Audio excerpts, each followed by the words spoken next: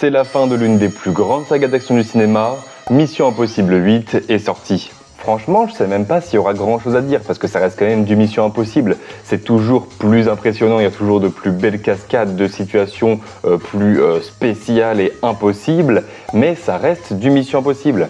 Et puis pareil, il faut pas trop que j'en dise non plus pour pas spoil, donc je vais rester assez vague quand je vais parler par exemple de certaines scènes ou de certains événements. Par exemple, bon, elle a fait l'unanimité, mais la scène du sous-marin est géniale, et pareil, la scène de l'avion est super aussi, et je vais pas en dire plus.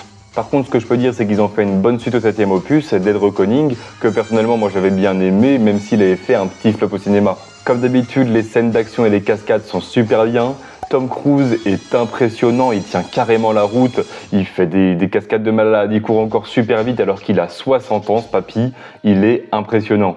Par contre, point faible du film, c'est les méchants. Autant je trouve que l'IA est plutôt bien, c'est une bonne idée. Par contre, les méchants humains, genre Gabriel, il est très nul, il a aucun sentiment, aucune vie en lui. Et j'ai bien aimé aussi toutes les parties de l'intrigue avec la présidente, je trouvais ça assez stressant. Je sais que je suis resté assez vague pour cette review, mais encore une fois, c'est un Mission Impossible, c'est un film d'action, c'est plus visuel que narratif.